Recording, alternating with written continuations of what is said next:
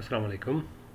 इस लेक्चर में हम जो मेन टॉपिक्स कवर करेंगे उनमें शामिल है sequence, range of the sequence, subsequence, increasing and decreasing sequence, monotone sequence, bounded sequence, convergence of the sequence and divergent sequence.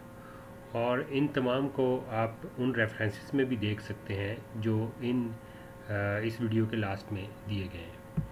सबसे पहले आते हैं सीक्वेंस की डेफिनेशन की तरफ। A function whose domain is the set of natural number and range is the set of real number is said to be a real sequence.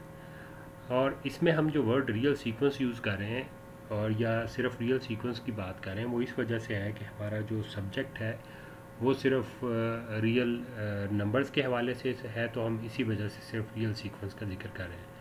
Otherwise इसके अलावा भी सीक्वेंस डिफ़ाइन किए जाते हैं।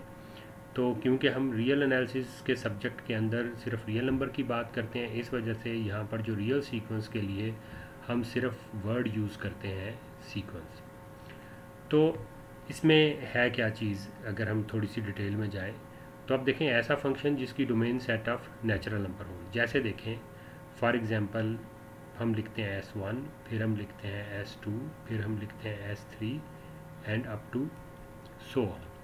तो देखें अगर नेचुरल नंबर के लिहाज से देखें, हमने पहली टर्म, दूसरी टर्म, तीसरी term and up to so on. इसी तरीके से आप देखें अगर हम लिखते, अगर रियल नंबर्स के हवाले से बात करें 1, फिर हमने कंसीडर किया 3, 5 और इसके बाद 7 and up to so on. तो सीक्वेंस की जो टर्म्स होती हैं वो हमेशा इसी तरीके से चलती रहती हैं। अगर हम इसको सीक्वेंस फंक्शन की फॉर्म में लिखना चाहें तो आप देखें कि हम लिख सकते हैं s of n is equal to 2n minus 1, यानी जनरल टर्म की फॉर्म में लिखी। ये जो चीज़ हमने लिखी है 2n माइनस 1, ये इसकी जनरल टर्म कहलाती है।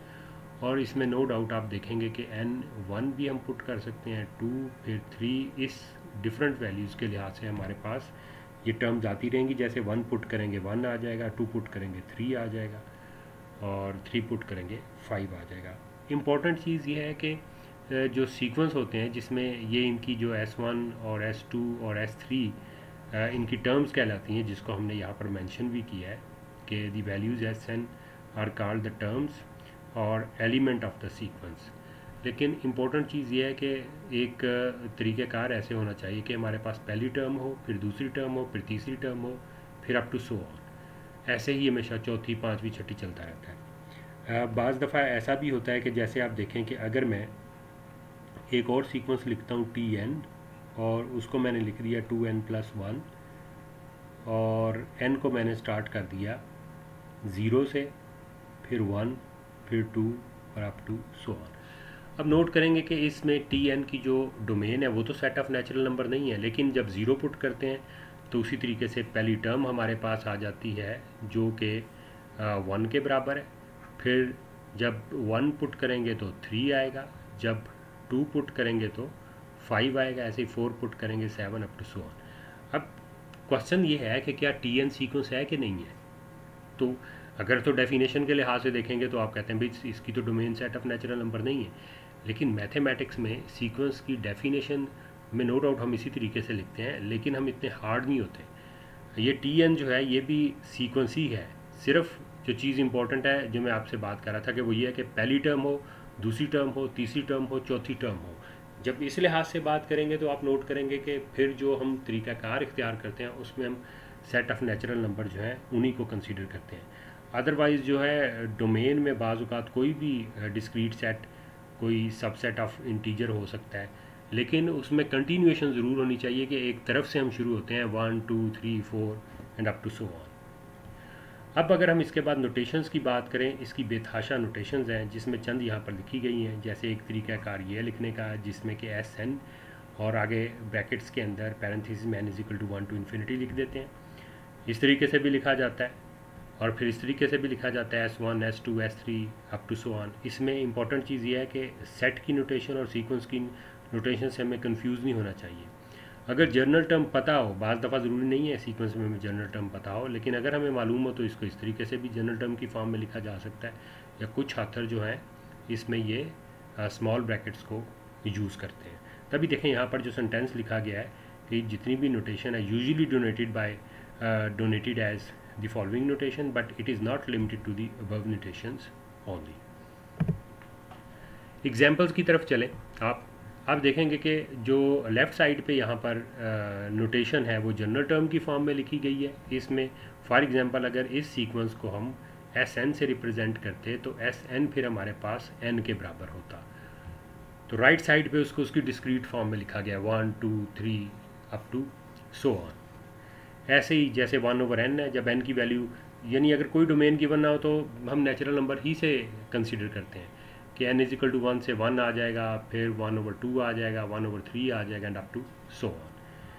अब -1 to the power n plus 1 में देखें कि एक टर्म जो है पहली टर्म 1 आ जाती है, फिर -1, फिर 1, फिर -1।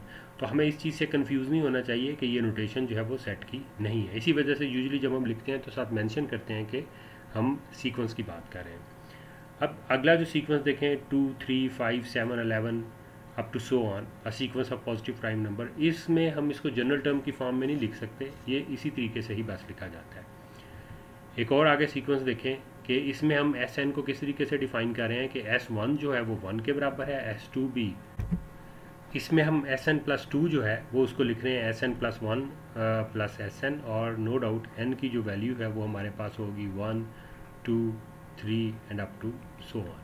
तो जब n की वैल्यू 1 यहाँ पुट करेंगे तो डायरेक्टली हमारे पास S3 आएगा जो कि इक्वल होगा S2 प्लस S1 के, और दोनों की वैल्यू 1 1 गिवन है तो सेकंड टर्म हमारे पास जो है वो 2 के इक्वल आ जाएगी। ये सीक्वेंस जो है असल में कहलाता है फिबोनाची सीक्वेंस कहलाता है, और इसकी जो टर्म होती है इसमें देखें कि अगर इसको यहाँ पर मैं लिखूँ तो पहली टर्म 1 है, फिर दूसरी टर्म भी 1 है, फिर तीसरी टर्म इस फार्मूले से निकलती है जो कि 2 के बराबर है पिछली दो टर्म को सम करके, फिर इसके बाद इससे अगली फोर्थ टर्म पिछली दो टर्म्स को यानी S3 और S2 को ऐड करके आएगी, तो यहाँ से ये हमारे पास 3 आ जाएगा, और फिर इससे अगली टर्म इन दोनों को ऐड करके आएगी 5 आ जाएगा, फिर इससे अगली टर्म इससे प्रीवियस दो टर्म्स को ऐड करके लिखेंगे 8 आ जाएगा and up to so on. और इसको जर्नल कोई ऐसा तरीका नहीं एग्जिस्ट करता कि हम इसको जर्नली लिख सकें। इससे नेक्स्ट हमारे पास जो सीक्वेंस है आप देखें कि यानी 4 है पहली टर्म, फिर सेकंड टर्म 4 है, फिर third term 4 and up to so on. इस तरह के जो सीक्वेंस होते हैं these sequence are called constant sequence. Now next we have the definition of range of the sequence। अब जब भी हमारे पास कोई सीक्वेंस को हम जनरल अगर टर्म की फॉर्म में लिखते हैं तो जो आउटपुट वैल्यूज़ हमारे पास आती हैं वो असल में उसकी रेंज कहलाती है। जैसे आप देखें कि अगर हमने जो फार्मूला अगर लिखते हैं कि Sn जो है वो हमारे पास इक्वल है 2 टू द पावर n के, तो इसका मतलब ये होगा जो सीक्वेंस की रेंज है हमारे पास वो क्या होगी, आप डिफरेंट वैल्यूज़ इनकी पुट करते जाएं। 1 पुट करेंगे 2 आ जाएगा, फिर 2 पुट करेंगे तो हमारे पास 4 आ जाएगा, जब 3 पुट करेंगे 8 आ जाएगा and up to so on. तमाम वैल्यूज हैं इसकी रेंज कहलाएंगी। तो इसमें जो इम्पोर्टेंट चीज़ यहाँ पर लिखी हुई है वो लिखा हुआ the set of all distinct terms. तो ये इंपॉर्टेंट, जैसे देखें अगर कोई कांस्टेंट सीक्वेंस है और इसको मैं अगर लिखता हूँ कि ये बराबर है Tn के, और कांस्टेंट सीक्वेंस है तो 5 है। अब जब आप इसकी रेंज की बात करेंगे तो इसकी रेंज के अंदर सिर्फ एक ही एलिमेंट आएगा और वो एलिमेंट होगा सिर्फ और सिर्फ 5। अगर सीक्वेंस की बात करेंगे वो तो हमारे पास पहली टर्म भी 5 है, सेकंड टर्म भी 5 है, थर्ड टर्म भी 5 and up to so on. Next remark है हमारे पास के in a sequence Sn since n is from the set of natural number and n is an infinite set, the number of the term of the sequence is always infinite. ठीक है, बाज़ author जो हैं उसको लिए term use करते हैं finite जो टर्म्स का अगर सीक्वेंस हो उसको भी कंसिडर करते हैं, लेकिन फिर वो उसके साथ मेंशन कर देते हैं कि फाइनाइट सीक्वेंस। अदरवाइज़ अगर वर्ड सिर्फ सीक्वेंस यूज़ होता है तो वो हमेशा उसके अंदर जो टर्म्स होती हैं वो इनफाइनाइट यानी लामहदूद ही होती हैं। लेकिन जो इंपॉर्टेंट चीज़ है वो क्या है कि however the range of the sequence में भी फाइनाइट, जैसे ऊपर जिक्र कर रहे थे कि ये दो एग्जांपल्स ऊपर दी गई हैं, एक Sn के हवाले से और एक Tn के हवाले से। Sn की जो रेंज है इसका जो सेट है वो इनफाइनाइट है, जबकि टी एन की जो रेंज का सीक्वेंस है वो फाइनाइट है। नेक्स्ट डेफिनेशन हमारे पास है सब सीक्वेंस कि it is a sequence whose term are contained in a given sequence. A subsequence of S N is usually written as S N K. ये सिर्फ एक नोटेशनल फॉर्म है। Examples देखें आप कि जब हमारे पास है एक सीक्वेंस कंसिडर करें 1 2 3 अप टू सो ऑन, तो अब ये जो 2 4 6 अप टू सो ऑन जो है, क्योंकि ये सबसेट है हमारे पास 1 2 3 अप टू सो ऑन का, और ये सीक्वेंस की जो डेफिनेशन है उसको भी क्वालिफाई करता है, मींस इसके अंदर इनफाइनाइट टर्म्स हैं, तो इस वजह से ये इसका सब सीक्वेंस कहलाता है। इसी तरीके से आप देखेंगे कि ये जो हमारे पास 1/n जनरल टर्म हमने लिखी हुई है सीक्वेंस है, इसमें 1/2n और 1/n+1 ये दोनों जो हैं इसके सब सीक्वेंस है। किस तरीके से आप देखें कि 1/n जो है ये सीक्वेंस हमारे पास है क्या, ये हमारे पास है पहली टर्म 1 है, फिर दूसरी टर्म जो है 1/2 है, फिर तीसरी टर्म जो है वो 1/3 है, and up to so on. अब जो 1/2n है, जब आप इसको लिखेंगे तो फ़र्ज़ कर लेते हैं इसके लिए हम टर्म यूज़ करते हैं एस एन के नोटेशन यूज़ कर लेते हैं। ये सिर्फ जो है वो नोटेशन की हद तक ही होता है हमारे पास। तो इसके अंदर जो टर्म्स बनती है हमारे पास, n की वैल्यू 1 पुट करेंगे तो 1/2 होगा, 2 पुट करेंगे तो 1/4 होगा, और 3 पुट करेंगे तो 1/6 होगा, and up to so on. तो आप देख सकते हैं कि अगर इस सीक्वेंस के लिए हमने एस एन जो है वो लिखें तो एस एन के जो है ये इसकी तमाम की तमाम टर्म जो है वो एस एन सीक्वेंस जो है इसको बिलोंग करती हैं। इसी तरीके से अगर हम एक और टी एन के कंसिडर करते हैं जो कि इधर 1/n+1 के हवाले से है, तो आप नोट करेंगे कि इसमें जो पहली टर्म हमारे पास बनेगी वो होगी 1/2 जब n की वैल्यू 1 पुट करेंगे, फिर 1/3 और फिर 1/4 and up to so on. तो ये तमाम की तमाम टी एन के की तमाम टर्म्स भी एस एन सीक्वेंस के अंदर मौजूद है। सिर्फ 1 ही तो इसमें नहीं है, लेकिन बाकी तमाम टर्म्स इसमें मौजूद हैं। तो ये सब सीक्वेंस की डेफिनेशन जो है उसको क्वालिफाई करता है, इस वजह से ये भी इसका सब सीक्वेंस है। तो कोई भी हमारे पास अगर सीक्वेंस हो तो उसके लिए तो इनफाइनाइटली मैनी सब सीक्वेंस जो है वो एग्जिस्ट करते हैं। अब नेक्स्ट डेफिनेशन हमारे पास है increasing sequence. A sequence Sn is said to be increasing sequence if Sn+1 is greater than equal to Sn for all n is greater than equal to 1। Means के हर next term जो है वो previous term के या तो equal हो या उससे बड़ी हो, तो उस सूरत में वो इंक्रीजिंग सीक्वेंस कहलाता है। इसी तरीके से डिक्रीजिंग सीक्वेंस की जब हम डेफिनेशन देखते हैं तो उसमें क्या फ़र्क है कि a sequence Sn is said to be decreasing sequence if Sn+1 is less than or equal to Sn। Means के हर नेक्स्ट टर्म जो प्रीवियस टर्म है उससे या इक्वल हो या उससे लेस हो। मिसाल के तौर पर आप देखें कि अगर ये हम सादा सी अगर एग्जांपल लिखें जिसमें पहली टर्म 1 है और दूसरी टर्म जो है वो 2 है और थर्ड टर्म जो है वो 3 है, इसी तरीके से फोर्थ टर्म 4 है, and up to so on. तो ये एक इंक्रीजिंग सीक्वेंस है क्योंकि हर नेक्स्ट टर्म जो है वो प्रीवियस टर्म से बड़ी है।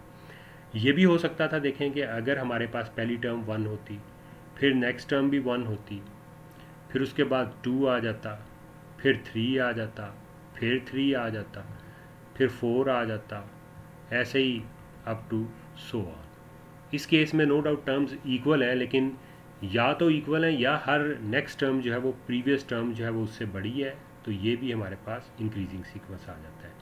सिमिलरली डिक्रीजिंग सीक्वेंस के लिए क्या होगा कि टर्म या तो नेक्स्ट टर्म से लेस होगी या इक्वल होगी। क्विकली अगर मैं एग्जांपल लिखूँ तो आ जाता है, देखें 1 1/2, फिर हमारे पास 1/3 and up to so on. तो ये डिक्रीजिंग सीक्वेंस की एग्जांपल है। नेक्स्ट हमारे पास जो डेफिनेशन है वो है monotonic sequence. A sequence Sn is said to be monotonic sequence if it is either increasing और डिक्रीजिंग। यानी अगर सीक्वेंस इंक्रीजिंग है या डिक्रीजिंग है, हम उसके लिए वर्ड यूज़ कर सकते हैं कि वो मोनोटोनिक सीक्वेंस है या मोनोटोन सीक्वेंस है। तो मोनोटोन सीक्वेंस से हम जो है ये अंदाज़ा तो नहीं लगा सकते, लेकिन कोई अगर हमें कहता है कि भाई Sn कोई मोनोटोन सीक्वेंस है, तो इससे सिर्फ एक ही मतलब निकलता है कि या ये हमेशा ये इंक्रीज़ करेगा, मींस हर नेक्स्ट टर्म प्रीवियस टर्म से बड़ी होगी या इक्वल होगी, या वो डिक्रीज़ करेगा, मींस हर नेक्स्ट टर्म जो है वो प्रीवियस टर्म से इक्वल होगी या फिर लेस करेगी। लेकिन हम कह नहीं सकते कि क्या केस होगा, क्योंकि काफ़ी ज़्यादा ऐसे मैथमेटिक्स में थ्योरम आते हैं जिसमें सीक्वेंस अगर इंक्रीजिंग हो या डिक्रीजिंग हो, दोनों केसेस के लिहाज से वो थ्योरम एग्जिस्ट करता है या उससे रिज़ल्ट बनाए जा सकते हैं। तो इसको इंक्रीजिंग और डिक्रीजिंग लिखने की बजाय हम सिर्फ और सिर्फ मोनोटोन का वर्ड जो है वो यूज़ करते हैं। अगर ग्राफिकल अप्रोच के लिहाज से देखें कि अगर हम एक्स एक्सिस के कॉरस्पॉन्डिंग नंबर ऑफ़ टर्म्स को कंसिडर कर रहे हैं और वाई एक्सिस के कॉरस्पॉन्डिंग उसको टर्म ड्रा करते हैं, तो आप देख सकते हैं ये पहली टर्म है, फिर ये सेकंड टर्म, फिर ये थर्ड टर्म, फिर फोर्थ टर्म, हर टर्म जो है वो प्रीवियस टर्म से बढ़ रही है, तो ये इंक्रीजिंग सीक्वेंस है। इसी तरीके से जब डिक्रीज़ करेगा तो हर नेक्स्ट टर्म जो है वो प्रीवियस टर्म से छोटी हो रही है, ठीक है, क्योंकि हम हाइट वाइज यहाँ पर ड्रा करते हैं ना इस तरीके से, तो जितनी हाइट ज़्यादा होती है उतनी वैल्यू ज़्यादा होती है, और हर टर्म जो है नेक्स्ट टर्म जो है वो प्रीवियस टर्म से छोटी है, तो ये डिक्रीजिंग सीक्वेंस है। मोनोटोन का वर्ड तो हम वैसे ही इस्तेमाल कर सकते हैं, यानी अगर लिखा जाए मोनोटोन इंक्रीजिंग सीक्वेंस या इंक्रीजिंग सीक्वेंस, तो इन दोनों के अंदर कोई ऐसा सच फ़र्क नहीं होता, दोनों सेम टर्मिनोलॉजी जो दोनों जो चीज़ें वो एक ही चीज़ को रिप्रेजेंट करती हैं। नेक्स्ट रिमार्क है, देखें हम जो डेफिनेशन है इंक्रीजिंग या डिक्रीजिंग की, उससे डिफरेंट किस्म के रिजल्ट बना सकते हैं जो हमें हेल्पफुल होते हैं कि अगर हमें प्रूव करना पड़े कि आया सीक्वेंस इंक्रीजिंग है या डिक्रीजिंग है। पहला हमारे पास है कि a sequence S N is monotonically increasing if this condition is valid. No doubt increasing में हमने क्या कहा था कि हर जो नेक्स्ट टर्म जो है वो प्रीवियस टर्म से या तो इक्वल हो या ग्रेटर हो, इस तरीके से लिखा था। तो अगर आप इस इनइक्वलिटी के अंदर एस एन को सब्ट्रैक्ट करते हैं तो ये हमारे पास इनइक्वलिटी आ जाएगी। इसी तरीके से a positive term sequence S N is monotonically increasing if this condition is valid.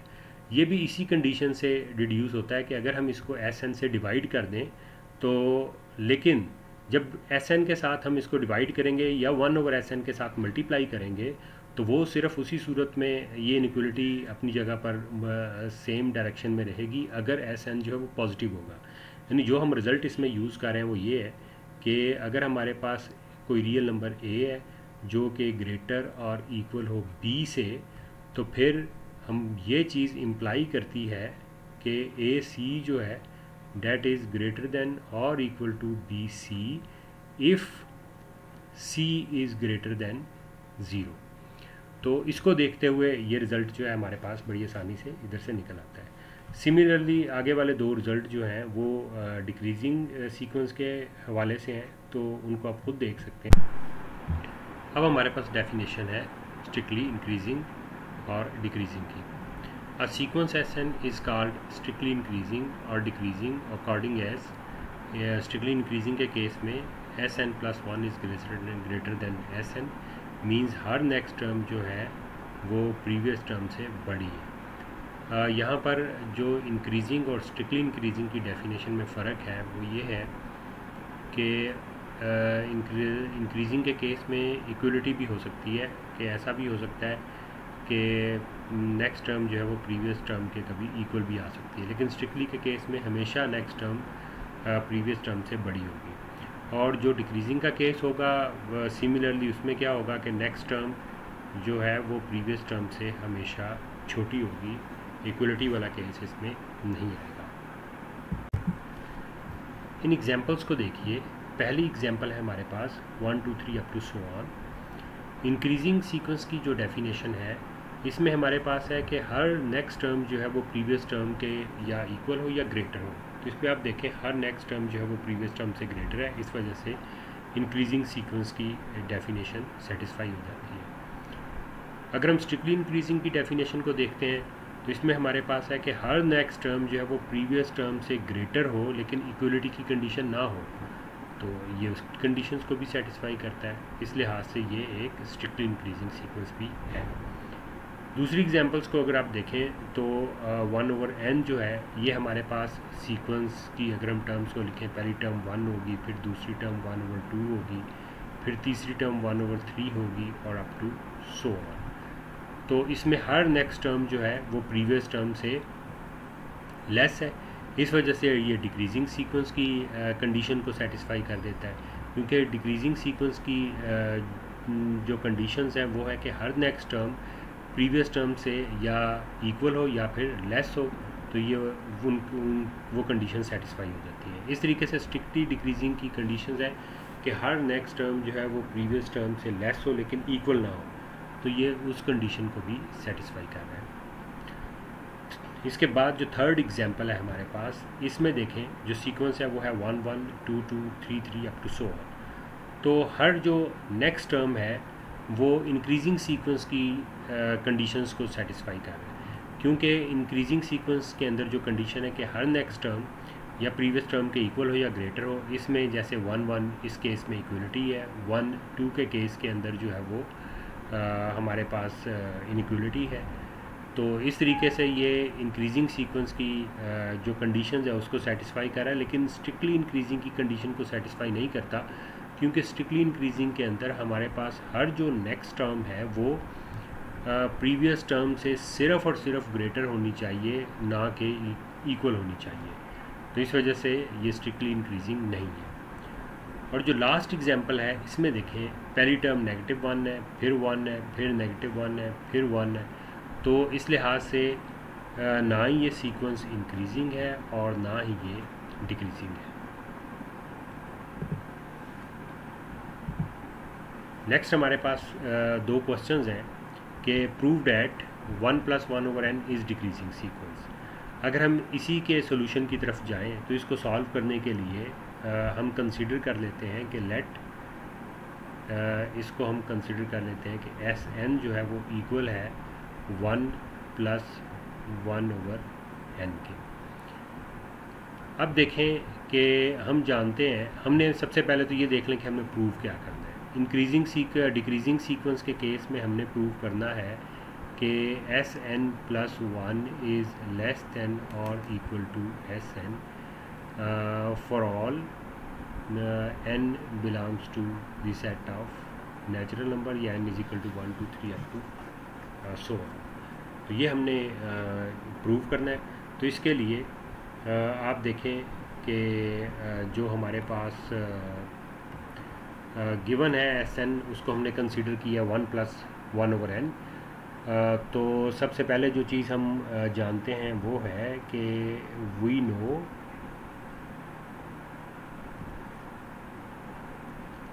n + 1 is greater than n for all n belongs to the set of natural number. ये तो बड़ा सिंपल सा result है। अब क्योंकि दोनों positive हैं, इस वजह से जब हम इसका रेसिप्रोकल कंसीडर करेंगे तो ये हमारे पास आ जाएगा 1/n + 1 is less than 1/n for all n belongs to the set of natural numbers. और अब अगर इस इनइक्वलिटी में हम दोनों तरफ 1 को ऐड कर देते हैं तो हमारे पास रिज़ल्ट आ जाएगा 1 + 1/n + 1 is less than 1 + 1/n। Sorry, यानी हमने जो चीज़ इसमें प्रूव की है,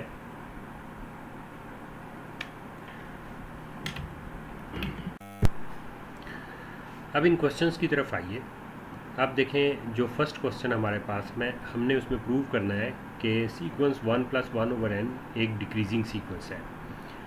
इसका मतलब ये हुआ कि अगर Sn हमारे पास कोई सीक्वेंस होता तो हमने ये साबित करना है कि Sn + 1 इज़ लेस दैन और equal to Sn for all n belongs to the set of natural number. तो इसके सोल्यूशन के लिए हम फ़र्ज़ कर लेते हैं कि लेट हमारे पास Sn जो है वो इक्वल है 1 + 1/n के। तो अब देखें कि सबसे पहली चीज़ जो हम जानते हैं वो हम यहाँ पर लिखते हैं कि we know n + 1 is greater than n for all n belongs to the set of natural number.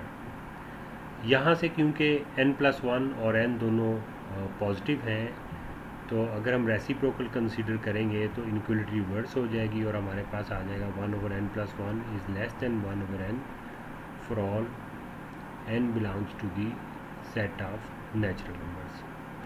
और अगर हम इसमें 1 ऐड करते हैं दोनों तरफ तो हमारे पास जो रिज़ल्ट आएगा वो होगा 1/n+1 is less than 1+1/n और for all n belongs to the set of natural numbers.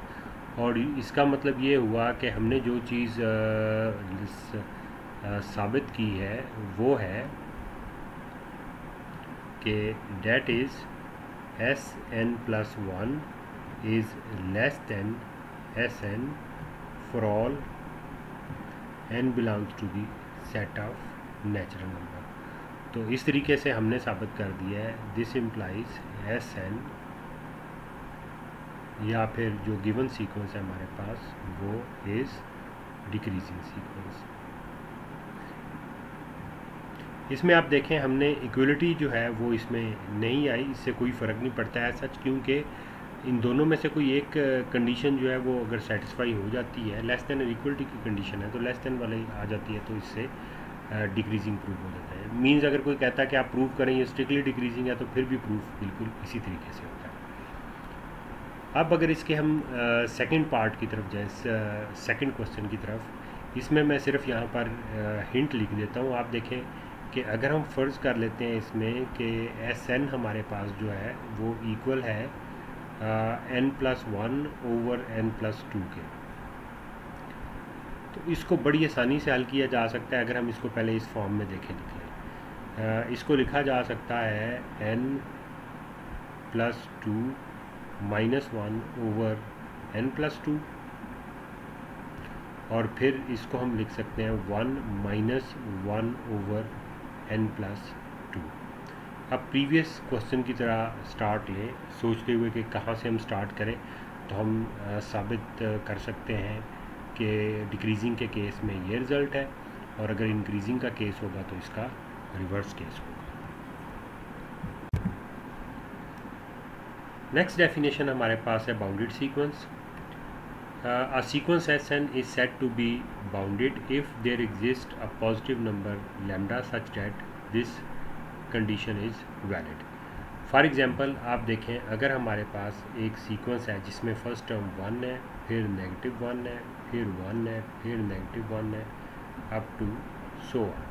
अगर फ़र्ज़ करें इस सीक्वेंस को हमने रिप्रेजेंट किया होता इस Sn के साथ, तो फिर आप नोट करेंगे हम आसानी से ये चीज़ लिख सकते हैं कि Sn मॉड जो है वो लेस है या इक्वल है 1 के for all n belongs to the set of natural number. तो इस वजह से ये हमारे पास एक बाउंडेड सीक्वेंस है।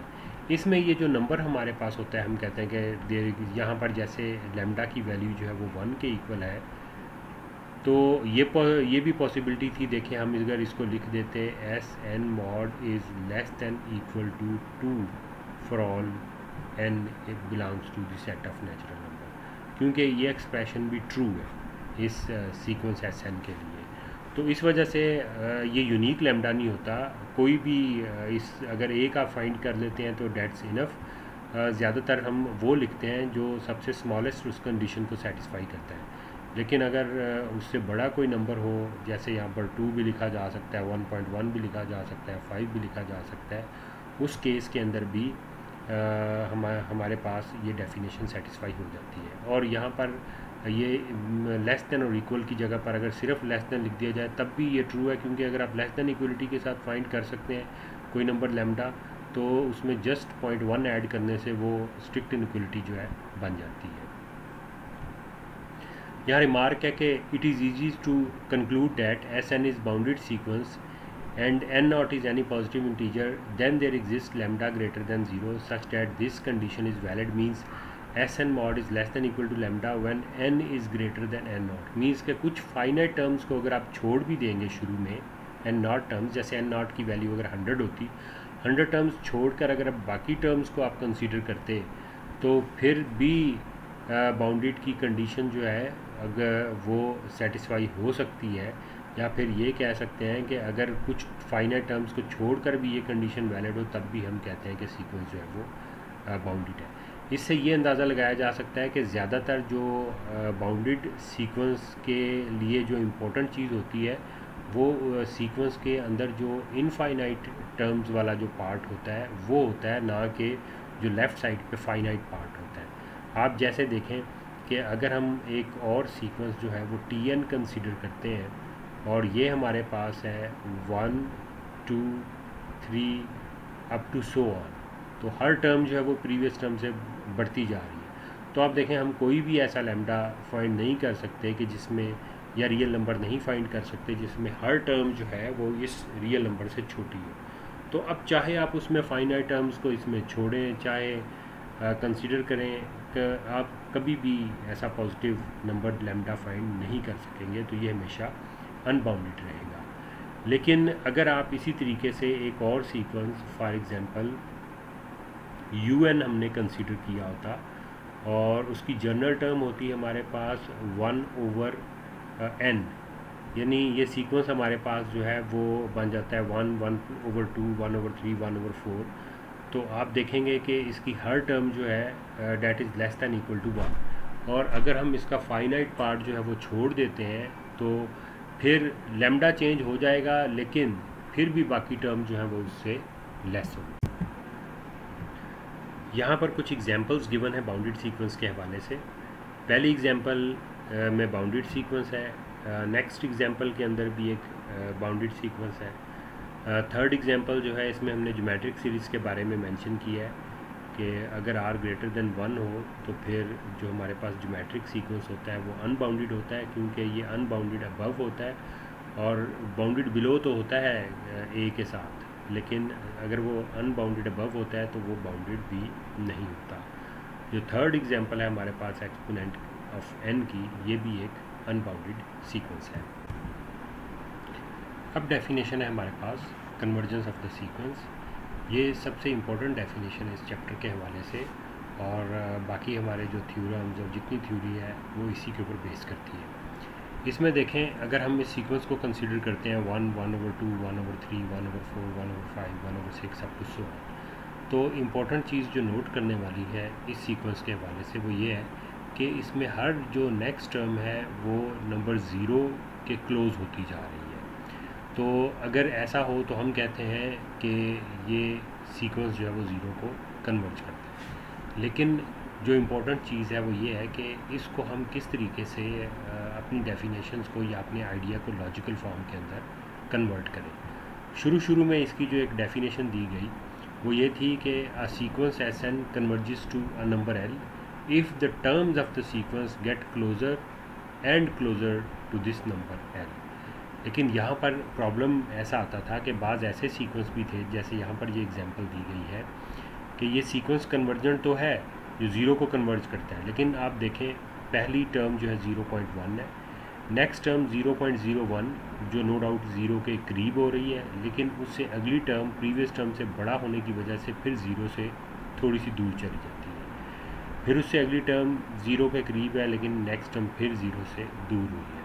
तो इस वजह से जो हमने ऊपर डेफिनेशन दी थी कि a sequence get closer and that term of the sequence get closer and closer to the limit of the sequence, वो इस सीक्वेंस की वजह से पूरी नहीं हो रही, हालांकि ये सीक्वेंस जो है 0 को कन्वर्ज करता है। इसका मतलब है कि ये वाली जो हम टर्मिनोलॉजी यूज़ कर रहे थे कि क्लोज़र एंड क्लोज़र वाली, ये इतनी अच्छी टर्मिनोलॉजी नहीं है। इसके लिए फिर हमारे पास जो डेफिनेशन आई जो कि 1820 में सबसे पहले ऑगस्टिन कॉशी ने इंट्रोड्यूस करवाई, वो काफ़ी हद तक बेहतर थी, जिसमें आर्बिट्रेरी क्लोज वाली टर्मिनोलॉजी थी वो यूज़ हुई थी। और ये डेफिनेशन किस तरीके से आई है इसको पढ़ते हैं। A sequence Sn of real numbers is said to be convergent to a limit S, ये सिर्फ ऐसे लिखा जाता है as n approaches to infinity, if for every real number epsilon greater than 0 there exist a positive integer n0 depending upon epsilon such that this condition is valid. यानी definition कुछ इस तरीके से वर्क करती है कि सबसे पहले हम एक real number for example consider करते हैं, जैसे कि अगर हमने एप्सिलॉन की वैल्यू कंसीडर की 0.1, तो हमें पता चला कि अगर हम पहली 100 टर्म्स जो हैं उनको छोड़ दें तो उसके बाद जितनी भी टर्म्स हैं तमाम इस कंडीशन को सेटिस्फाई करती हैं कि बाकी तमाम टर्म्स का जो डिफरेंस है एस से वो लेस देन 0.1 है। आप देखें ये जो सीक्वेंस है वो इस तरीके से बनेगा हमारे पास S1 है, फिर S2 है, फिर S3 है और इसी तरीके से इसमें S4 होगा और अप टू सो। तो जो टर्म हम छोड़ रहे हैं वो पहली फाइनाइट टर्म्स हैं, उसके बाद तमाम टर्म्स इस कंडीशन को सेटिस्फाई करेंगे। इस तरीके से बाद में हम एप्सिलॉन जो है वो 0.2 कंसीडर करेंगे। तो हम देखते हैं कि अगर n नॉट की वैल्यू, ये फ़र्ज़ किया हुआ है, अगर हम 150 लेंगे तो ये कंडीशन ऊपर वाली सेटिस्फाई हो जाती है। इस तरीके से फिर एप्सिलॉन की अगली वैल्यू, फिर उसके बाद अगली वैल्यू। अब कितनी वैल्यूज़ हमने कंसीडर करनी है, तो यहाँ पर डेफिनेशन के लिहाज से देखें, हमने हर जो पॉजिटिव रियल नंबर है उसको एप्सिलॉन के लिहाज से कंसीडर करना है और उस एप्सिलॉन के लिहाज से एक n नॉट जो है वो एग्जिस्ट करेगा। अब नो डाउट जितने भी पॉजिटिव रियल नंबर हैं वो इनफाइनाइट है। इसका मतलब है कि ये जितना भी हम डेफिनेशन को अप्लाई करते हुए सीक्वेंस की कन्वर्जेंस को फाइंड करने की कोशिश करेंगे, उसके लिहाज से हमने एक ऐसा फंक्शन फाइंड करना है या एक ऐसी रिलेशन फाइंड करनी है कि जिसमें हम एप्सिलॉन की जो मर्ज़ी वैल्यू, पॉजिटिव वैल्यू कंसीडर करें, उसके लिहाज से हम एक पॉजिटिव इंटीजर n नॉट जो है वो फाइंड कर सकें, जिसके लिहाज से ये कंडीशन जो है वो सेटिस्फाई हो रही है। और अगर ये चीज़ सेटिस्फाई हो रही है तो फिर हम क्या कहते हैं कि such a sequence is said to be convergent. और अगर ये कंडीशन सेटिस्फाई ना कर रहा हो, यानी सीक्वेंस कन्वर्जेंट ना हो, तो फिर हम कहते हैं कि सीक्वेंस डाइवर्जेंट है। आइए इसको देखते हैं एग्जाम्पल के लिहाज से। एग्जाम्पल देने से पहले आप ग्राफिकली इसको देखें कि ग्राफ के लिहाज से आप देखें ये सीक्वेंस है, इसमें ये पहली टर्म है, ये फिर दूसरी टर्म है, फिर ये तीसरी टर्म है, चौथी टर्म, पांचवी टर्म, ये चौथी टर्म ये होगी, फिर पांचवी टर्म ये होगी, छठी, सातवीं, अप टू सो। तो इसमें आप देखें आपको लग रहा है कि टर्म्स ऐसे ही स्कैटर्ड है, लेकिन जो सेकंड एग्जांपल है उसमें आप देखें ये पहली टर्म थी, फिर दूसरी, तीसरी, चौथी, पांचवी, छठी, सातवीं, आठवीं। लेकिन आगे आप देखेंगे कि जो सीक्वेंस की टर्म्स हैं वो एक ख़ास तरतीब से एक सीध में आती जा रही हैं, जिससे हमें अंदाज़ा हो रहा है कि ये ज़रूर किसी न किसी नंबर जो है उसको कन्वर्ज करेगा। सिमिलरली थर्ड एग्जांपल में भी आप ये चीज़ नोट कर सकते हैं। और फोर्थ में आप देख सकते हैं कि ये टर्म्स आगे आगे बढ़ती जा रही हैं। अगर बढ़ती जा रही हैं तो इसका मतलब है कि ये किसी ख़ास नंबर की तरफ तो नहीं जा रही। तो इस वजह से ये वाली जो एग्जांपल 1 और 4 है ये डाइवर्जेंट सीक्वेंस के हवाले से हैं, जबकि 2 और 3 जो है वो कन्वर्जेंट सीक्वेंस के हवाले से। अब देखें यहाँ पर जो डेफिनेशन के हवाले से हमारे पास एग्जांपल गिवन है, इसको हम कैसे सॉल्व करते हैं। हमने प्रूव करना है कि 1/n जो है वो 0 को कन्वर्ज करता है। हम सबसे पहले कंसिडर करते हैं let epsilon greater than 0 be given. अब by Archimedean property there exist a positive integer n naught such that n naught into epsilon is greater than 1। Archimedean property क्या होती है? आर्किमीडियन प्रॉपर्टी ये होती है कि अगर हमारे पास एक x पॉजिटिव रियल नंबर है और y जो है वो कोई भी रियल नंबर है, तो हम कहते हैं कि फिर एक ना एक इंटीजर n जो है पॉजिटिव इंटीजर, ठीक है, ये एग्जिस्ट करेगा such that n into x is greater then y। अब तो देखें यहाँ पर हमने जो लिखा है x की जगह पर जो है वो एप्सिलॉन आ जाता है, क्योंकि x को पॉजिटिव होना चाहिए तो एप्सिलॉन पॉजिटिव है। y की जगह पर हमारे पास 1 आ जाता है और n जो पॉजिटिव इंटीजर है उसकी जगह पर हमारे पास n नॉट आ जाता है। मींस ये एक्सप्रेशन जो है वो वैलिड होगी विद रिस्पेक्ट टू द या by the help of the Archimedean property. अब इसको लिखा जा सकता है 1/n naught is less than epsilon. तो फिर हमने क्या रिजल्ट निकाला कि अगर n greater than n naught हो तो फिर 1/n is less then 1/n not होगा, और ऊपर यहाँ पर हम लिख चुके हैं कि 1/n not less than epsilon है। अब देखिए हम ये तमाम ऊपर वाले रिज़ल्ट को कंपाइल करते हैं तो हमने क्या प्रूव किया। Then we prove that for all epsilon greater than 0 there exist n naught depending upon epsilon. क्यों डिपेंडिंग अपॉन एप्सिलॉन? क्योंकि उसको इस कंडीशन को सेटिस्फाई करना चाहिए कि 1/n0 is less than epsilon such that 1/n-0 mod means ये Sn है हमारे पास, ये लिमिट है हमारे पास, इसको ये आ जाता है इक्वल 1/n के, और इस एक्सप्रेशन से हमारे पास ये लेस दैन एप्सिलॉन है when ever n is greater then n0, जो कि हमने यहाँ पर मेंशन की है। मीन्स कि अगर हम यहाँ पर एप्सिलॉन की वैल्यू 5 कंसीडर करेंगे तो उस 5 के लिहाज से हमारे पास 1/n0 लेस दैन 5 होना चाहिए, या दूसरे लफ्ज़ों में फिर n हमारे पास जो है वो ग्रेटर दैन 1/5 होना चाहिए। मीन्स कि अगर हम n0 की वैल्यू जो है वो इवन 1 से कंसीडर कर लेंगे तब भी ये कंडीशन जो है वो सेटिस्फाई हो जाएगी। इसी तरीके से हम डिफरेंट एप्सिलॉन रख कर देख सकते हैं कि हम हर एप्सिलॉन के लिए n0 जो है वो फाइंड कर सकेंगे। तो अल्टीमेटली जिस नतीजे पर फिर हम पहुंचते हैं वो है कि 1/n जो है वो एक कन्वर्जेंट सीक्वेंस है जो कि 0 को कन्वर्ज करता है। नेक्स्ट एग्जांपल्स को देखें। इसमें हमने प्रूव करना है कि 1/n² + 1 0 को कन्वर्ज करता है। बाय डेफिनेशन प्रूव करने के लिए वही हम कंसीडर करते हैं, let epsilon is greater than 0 be given. Now we consider 1/n² + 1 - 0 जो उसकी लिमिट है उसका मॉड, और ये इक्वल होगा 1/n + 1 के, क्योंकि ये पॉजिटिव है तो पॉजिटिव नंबर का मॉड पॉजिटिव रहता है। अब ये लेस है 1/n² के, क्योंकि n² + 1 is greater then n², और ये पॉजिटिव है तो रेसिप्रोकल लेंगे तो हम इसको लिख सकते हैं 1/n² + 1 is less then 1/n²। और बिल्कुल सिमिलरली दोबारा से यही कंडीशन लगाएं हम कि हमारे पास n² जो है वो ग्रेटर होता है n से, और बिकॉज ये n जो है वो ग्रेटर देन 1 है तो फिर इससे हमारे पास 1/n² जो है वो आएगा लेस दैन 1/n के। यहाँ पर रुकने के बाद हम क्या लिखते हैं देखें कि so if we choose n0 such that 1/n0 is less than epsilon और n0 इज़ ग्रेटर देन 1/एप्सिलॉन, इसी से हमने ये एक्सप्रेशन लिखी है।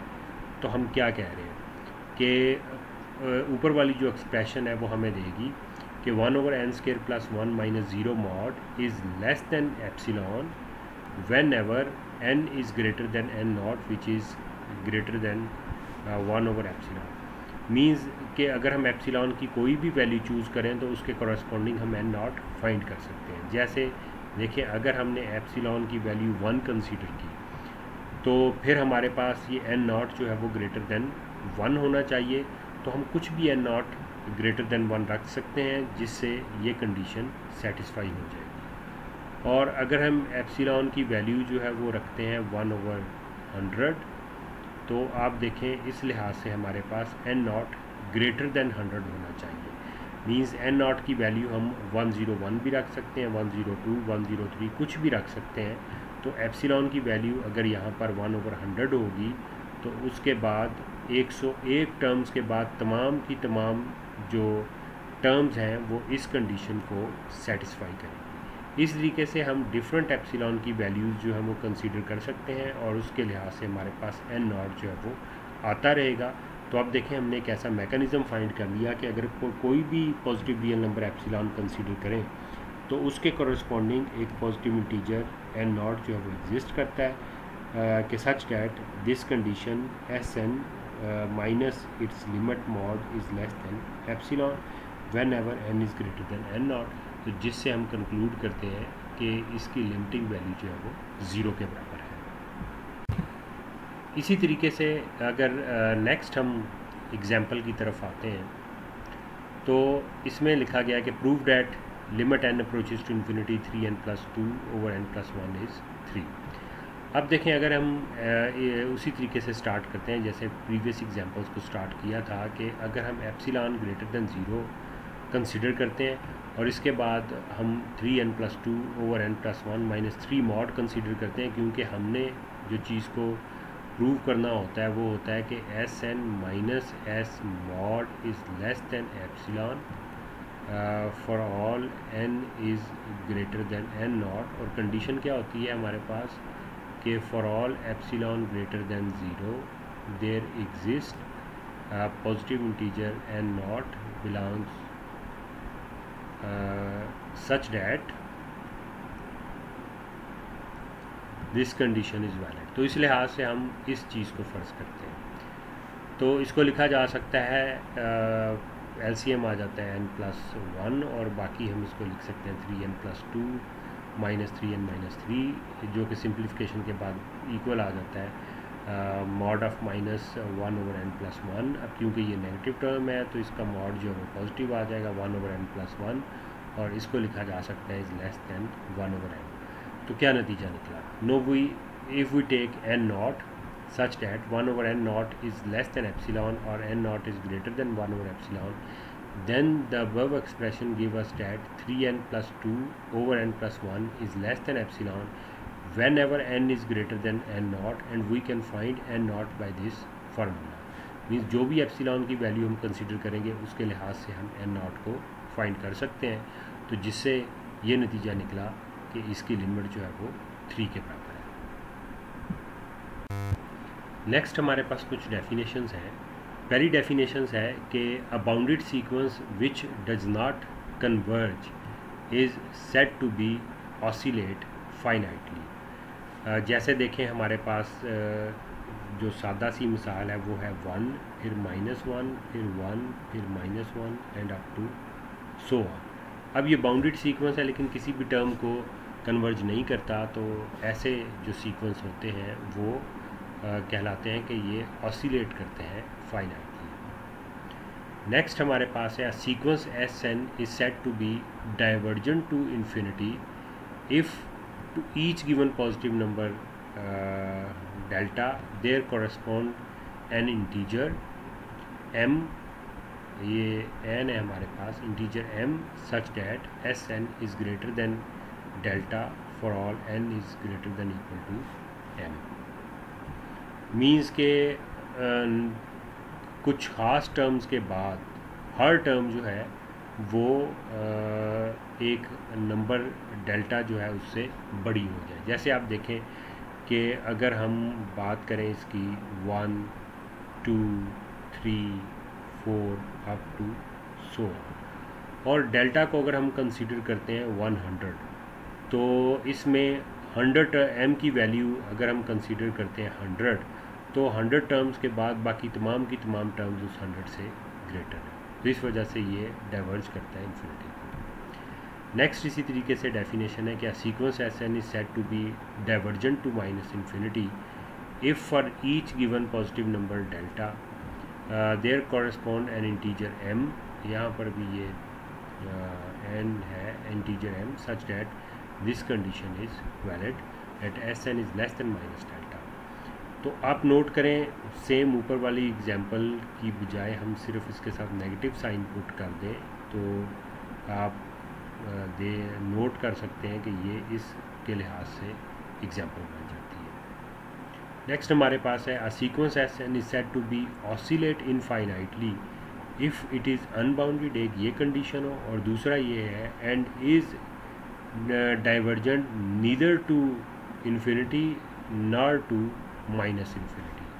अगर ऐसा केस हो तो फिर हम कहते हैं कि ये सीक्वेंस जो है वो ऑसिलेट कर रहा है इनफाइनाइटली। फॉर एग्जांपल यहाँ पर ये बी एग्जांपल जो है वो गिवन है हमारे पास, जिसमें पहली टर्म आ जाएगी हमारे पास -1 फिर 2 फिर -3 फिर 4, मीन्स टर्म जो है एक बहुत ऊपर जा रही होगी, फिर नीचे फिर ऊपर फिर नीचे।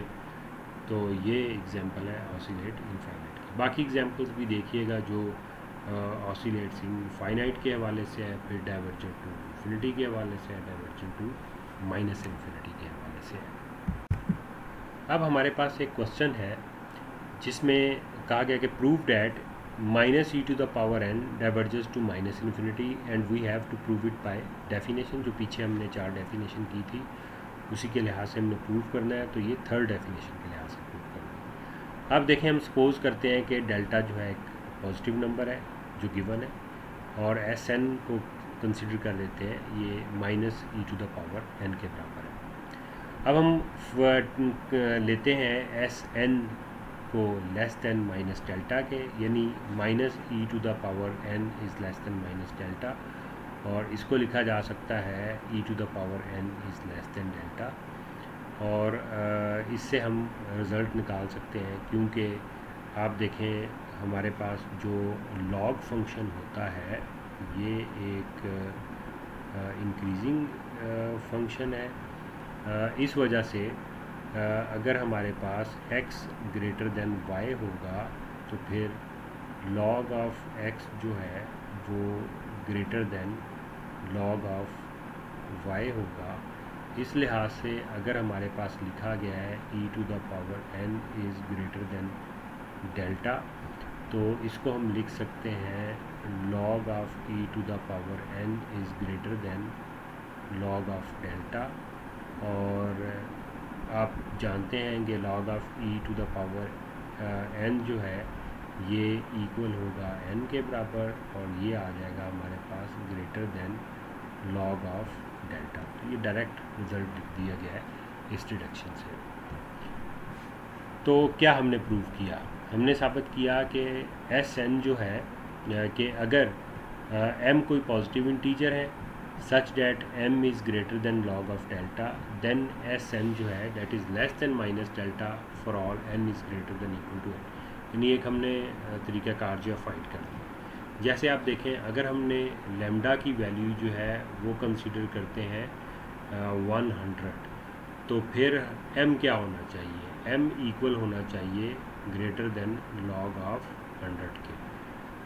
तो अब log ऑफ 100 की जो वैल्यू होगी उसके लिहाज से हम m जो है उसको कंसीडर कर सकते हैं। इसी तरीके से लैम्डा अगर डिफरेंट कंसीडर करते जाएंगे तो उसी के लिहाज से फिर m की वैल्यू डिफरेंट हम कंसीडर कर सकते हैं। तो जो डेफिनेशन थी अब उसके लिहाज से हमने देखे फाइंड कर लिया कि इस डेल्टा के हवाले से जो है एक m एग्जिस्ट करेगा, और वो m हमने इस तरीके से फाइंड करना है कि ये कंडीशन जो है वो सेटिस्फाई हो रही है, तो जिससे हम ये रिज़ल्ट निकालते हैं कि e to the power minus e to the power n जो है वो डाइवर्ज करता है माइनस इन्फिनिटी को। नेक्स्ट क्वेश्चंस हैं हमारे पास, इन क्वेश्चंस को आप खुद सॉल्व करने की कोशिश कीजिएगा, ये आपके लिए बाय डेफिनेशन। तो अगर आप इसमें प्रॉब्लम हो तो उसको हम फिर डिस्कस कर सकते हैं। और आखिर में ये रेफरेंस दिए गए हैं जिन बुक को हमने कंसीडर किया है। पहली बुक जो है वो प्रिंसिपल ऑफ मैथमेटिकल एनालिसिस है, बड़ी फेमस बुक है रियल एनालिसिस के हवाले से। दूसरी बुक है introduction to real analysis by Bartle and Sherbert, ये भी बहुत फेमस बुक है। थर्ड हमने कंसीडर किया है एलिमेंट ऑफ रियल एनालिसिस को, और फोर्थ नंबर पर ये ऑनलाइन भी अवेलेबल है हमारे पास book elementary real analysis by classicalrealanalysis.com.